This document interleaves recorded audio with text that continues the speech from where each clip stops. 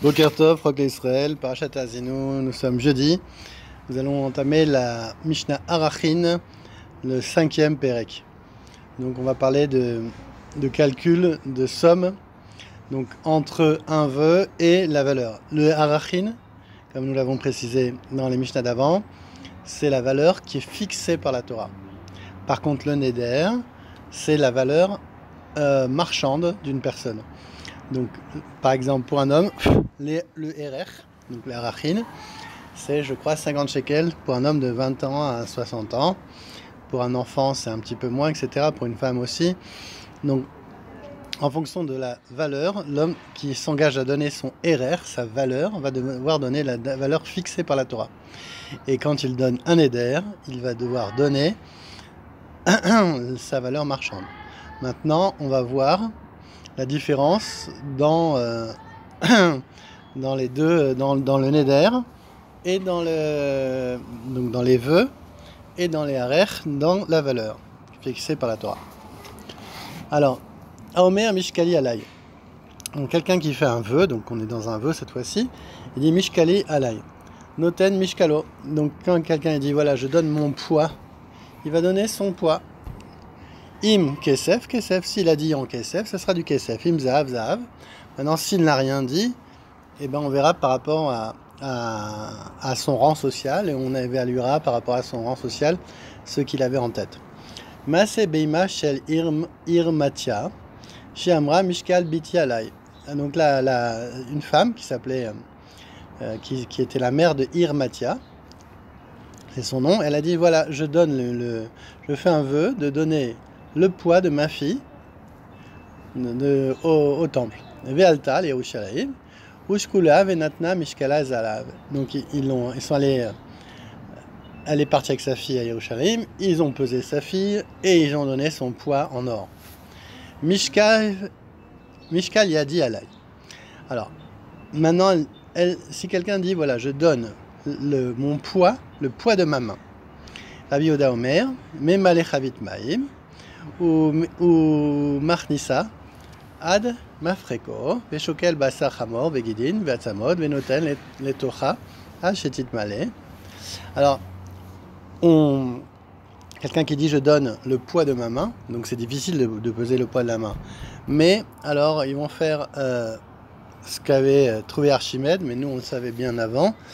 On va mettre la main dans l'eau, on va voir de combien monte la main, on va voir le volume de ça et on va remplir ce volume dans un autre récipient avec de la chair, du sang, des ossements qui ont la même contexture à peu près que la main et on va évaluer quel est le poids. Amar Rabbi Yossi vechi efshar lekaven basar keneged basar ve'atzmot keneged atzamot. Il dit quoi? Tu peux comparer les ossements d'un âne qui sont beaucoup plus lourds et les ossements d'une personne. Et la chaminette ayad kama iroya lishkol. En réalité, donc on sait à peu près, on sait à peu près, par exemple, si on a eu des morts, on connaît déjà ce type de valeur et on l'évaluera approximativement. Et pas besoin de faire tout ce subterfuge de remplir un keli avec des ossements d'âne. Mishnamet. Dme yadi alay. Maintenant, quelqu'un dit voilà, je donne la valeur de ma main. Shaminoto. Kama ou shave beyad. On va voir vekama ou shave bloyad. On peut aussi évaluer, s'il dit la valeur, on va voir combien coûte un esclave avec une main au chouk et combien il coûte sans une main. On fait la différence et c'est cette somme qui devra donner. Ze chomer benarim bemer arachin. Chomer benarim benedarim. On va voir la différence maintenant entre les nedarim, dont on a dit c'est les valeurs marchandes, et les arachin, c'est la valeur fixée par la Torah. Aomer arki alay vamet. Donc maintenant, quelqu'un qui a dit je donne la valeur fixée par la Torah et il meurt. Itenu ayorshin. Il va donner, donc les héritiers vont devoir donner la valeur fixée par la Torah. Maintenant il dit damai alay vamet. Loitenu ayorshin. Maintenant s'il a dit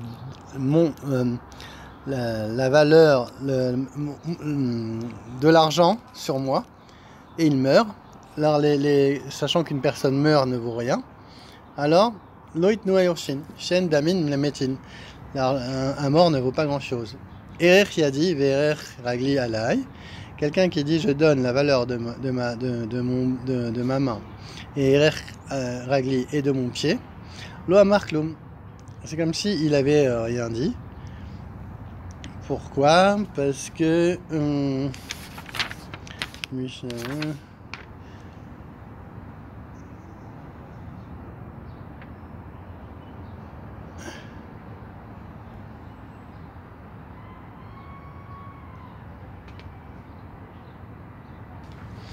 alors c'est comme s'il avait rien dit, comme on a vu tout à l'heure, lo amarklum. Erer roshi ver kevdi alay. Il a dit je donne la valeur de ma tête et la valeur de mon kavet, de mon foie. Noten erer kulo. Il va donner tout son corps. Pourquoi? Parce que en réalité, sans tête ou sans foie, un homme ne peut pas vivre. Donc zeaklal. Davar shaneshamat luyabo noten erer kulo. Donc quand sa vie dépend d'un de ses organes, c'est comme s'il avait donné tout son organe. Donc il devra donner tout entier la valeur de tout son gouffre. Khatsi arki alay. On a dit je donnerai la moitié de son RR. Donc il va donc payer la moitié de la somme correspondante à la Torah. Noten khatsi arko. Erer khatsi alay noten erer kulo. Par contre, si il a dit la RR de sa moitié, et comme la moitié elle est vitale pour l'autre moitié, donc c'est comme s'il n'avait rien dit, donc noten RR kulo, donc comme on a vu tout à l'heure, il va donner toute sa valeur. Alors maintenant il dit Khatsi dama yalai, maintenant il dit je donne la moitié de ma valeur en argent. Noten Khatsi damav, il va donner la moitié. Dme Khatsi alay, je donne la valeur de la moitié de mon corps. Noten bekulo, pourquoi? Parce que sa neshama est eluyabo, ce sont des organes vitaux d'un homme, à moitié ne peut pas vivre. Donc il va donner tout. Zeaklal, devar kol neshama eluyabo, noten erer kulo. Donc quand c'est un organe vital, donc l'intéressé doit payer la contre-valeur entière de sa personne. Mishadalet. Omer erko shelponi alay. Umet anoder vanidar. Donc il a dit, donc Mishadalet, il dit je donne le RR, donc la valeur d'un tel. Et lui-même est décédé, et en plus la personne sur laquelle il a fait le vœu est mort. Et après qu'un tribunal a fixé son RR, donc Itenu et Orshin, les héritiers vont être obligés de donner Damav Shel Ploni Alay. Maintenant, la valeur de cette personne est sur moi, Metanoder. Celui qui a fait le Neder, il meurt. Itnenu et Orshin, là, sachant que le Nidar, la personne sur laquelle on avait fait l'évaluation, est encore là, les héritiers devront payer. Metanidar. Maintenant, si même la personne sur l'intel, le Ploni sur qui on a fait qu'on a jugé sa valeur, alors Loitenu et Orshin Shien Damin Lemetin. Pourquoi les Orshim ne devront rien donner? Parce que un mort ne vaut rien suivant la Torah. Un mort ne vaut rien. Maintenant, Mishnah Shorze Ola Baïdze Korban Met Ashor Nafala Baït Eno Chayav le Shalem. Donc s'il montre ce shor-là, ce shor, il fait un éder, et voilà, ce shor en question, ça sera un Nola. Cette maison, ça sera un Korban. Maintenant, si le shor meurt ou la maison s'écroule, il n'est pas obligé de payer. Pourquoi? Parce qu'il avait bien spécifié cette maison, mais pas une autre. Donc il n'est pas Chayav Be'acharayot, il ne devra pas donner de garantie, il ne payera rien. Par contre, s'il dit Dme Shorze Alay, Odme Baïdze Alay, Korban, Met Ashor, Venafalabait, Trayav le Shalem. Maintenant, s'il dit la valeur de cette maison je donnerai, ou la valeur de ce shor je donnerai, cette vache, eh ben, il devra payer la valeur, parce qu'il a parlé de la valeur, même si elle tombe, il s'est engagé à donner la valeur. Alors, Mishnavav. Chayav Arachin Memashkin Otan. Chayav Achatot Ve'ashamot En Memashkin Otan. Donc, quand c'est ceux qui font, qui donnent leur valeur au temple, on les contraint et on peut même prendre un mashkon jusqu'à qu'ils payent. Maintenant, celui qui donne une khatat et un shamot, en me mashkeni notan. Maintenant, s'il s'est engagé à donner une khatat et un shamot sur ses fautes, en me mashkeni notan, on n'est pas obligé de faire un mashkon. Pourquoi? Parce que c'est lui qui s'est engagé et comme c'est une expiation pour lui, c'est lui intéressé. Maintenant, chayve olot ushlamim, me mashkinotan, afalpi she'en me mitkaper, lo al sheitrase, shenemar nirtsono, kofinoto ad sheomer rotsani. Car, mechen ata omer begite nashim, kofinoto ad sheomer rotsani. Donc, comme on a vu quand un homme s'est engagé à verser donc, le erreur, donc la contre-valeur d'une personne, et donc il a tardé à remplir son engagement, le trésorier du temple peut prendre des biens en gage. Il s'introduit chez lui, il prend des biens en gage.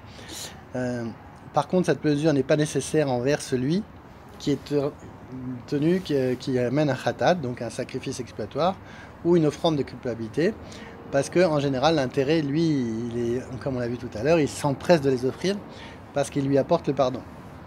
En revanche, on prend un gage, on va meshkin, à celui qui est tenu d'apporter un hola ou une offrande de paix shlamim. Même si la personne concernée ne reçoit pas l'expiation par ses sacrifices avant de les avoir fait de plein gré, puisqu'il est dit dans le passouk qu'il apportera de son plein gré, yirtsono, et il sera gré pour lui procurer le pardon. Donc on voit qu'on emploie ce moyen de force jusqu'à qu'elle accepte d'offrir des sacrifices obligatoires.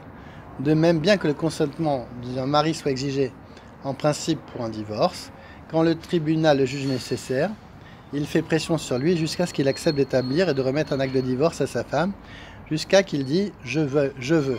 Donc on le frappe jusqu'à qu'il dit « je veux » et c'est un neshama qui le veut, et quand on le frappe, eh ben, on lui fait sortir son vrai ratson.